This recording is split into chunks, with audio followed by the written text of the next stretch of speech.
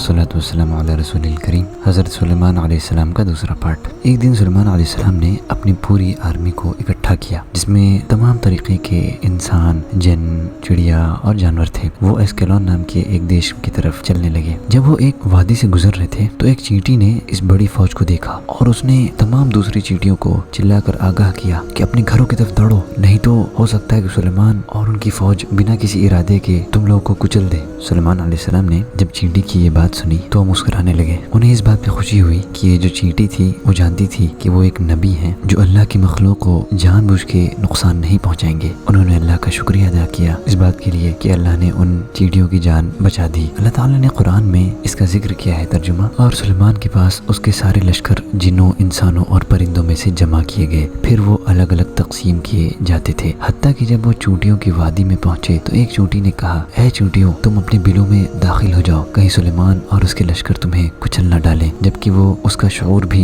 न रखते हों। चुनांचे सुलेमान उस चूंटी की बात पर मुस्कुराकर हंस दिए और कहा, ऐ मेरे रब, मुझे तौफीक दे कि मैं तेरी इस नेमत का शुक्र करूं जो तूने मुझ पर और मेरे वालिदैन पर इनाम की है, और इस बात की भी कि मैं ऐसे नेक काम करूं जो तू पसंद करे, और मुझे अपने रहमत से अपने नेक बंदों में दाखिल कर। जेरूसलम में एक बहुत बड़े पहाड़ पर सुलेमान अलैहिस्सलाम ने एक बहुत खूबसूरत इबादतगाह तामीर की ताकि लोग उसकी तरफ खींचे चले आएं और अल्लाह की इबादत करें। वहाँ से एक बहुत बड़ा काफिला सुलेमान अलैहिस्सलाम के साथ मक्का की तरफ गया हज करने के लिए। जब उनका हज मुकम्मल हो गया तो वो लोग यमन की तरफ गए और सना नाम के शहर में पहुंचे। सुलेमान अलैहिस्सलाम ने जब देखा कि इस शहर में जो पानी है बहुत अच्छे तरीके से पूरे शहर में पहुंचाया जा रहा है तो वो बहुत खुश हुए। वो खुद भी चाहते थे कि वो इसी तरह का जो पानी का निज़ाम है वो अपने मुल्क में भी बनाए, लेकिन उनके पास ज्यादा चश्मे नहीं थे। वो निकल पड़े हुदहुद चिड़िया की खोज में। ये चिड़िया जमीन के अंदर पानी को पहचान लेती थी। उन्होंने चारों तरफ ऐलान किया कि हुदहुद उनको जवाब दे, लेकिन उस चिड़िया को कहीं भी पाया नहीं गया। गुस्से में सुलेमान अलैहिस्सलाम ने कहा कि हुदहुद के पास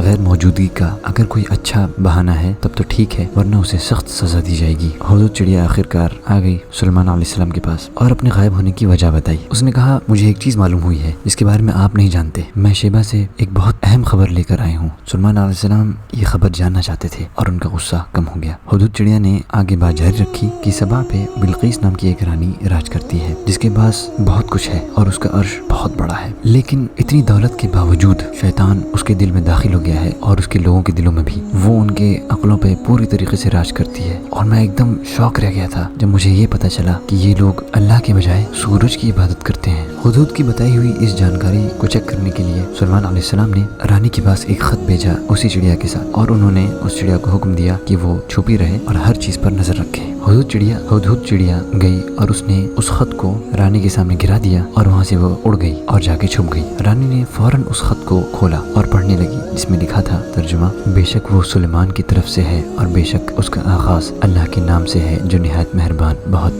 रहम करने वाला है। ये कि तुम मेरे मुकाबले में सरकशी ना करो और फर्मा बरदार होकर मेरे पास चले आओ। रानी बहुत ज्यादा डिस्टर्ब हो गई। उसने फौरन अपने एडवाइजर्स को बुलाया। उन्हें ये एक चैलेंज की तरह लगा। उन लोगों को ऐसा लगा कि कोई उन्हें चैलेंज कर रहा है और कोई दावत दे रहा है लड़ाई के लिए और ये कह रहा है कि वो उनकी शर्तों को कबूल कर ले। उन लोगों ने कहा, हम तो आपको बस अपनी राय दे सकते हैं, लेकिन ये आपके ऊपर है कि आप क्या एक्शन लेती हैं। रानी को एहसास हुआ ये लोग तो चाहते हैं सुलेमान अलैहिस्सलाम से जंग करना, लेकिन उसने उन लोगों से कहा कि अमन और दोस्ती अच्छी है और ज्यादा अकल वाली है। जंग से जिल्लत आती है, लोग गुलाम बनते हैं और अच्छी चीजें तबाह होती हैं। मैंने फैसला किया है कि मैं सुलेमान को तोहफा भेजूंगी जो सबसे कीमती होगा, और जो लोग इन तोहफों को लेके जाएंगे उनके पास एक अच्छा मौका होगा कि वो सुलेमान और उनकी ताकत के बारे में जान सकें। आज का ये पार्ट ही खत्म होता है। इंशाअल्लाह अगले पार्ट में मुलाकात होगी। जज़ाकुमुल्लाह खैरा। अस्सलामु अलैकुम व रहमतुल्लाहि व बरकातुहू।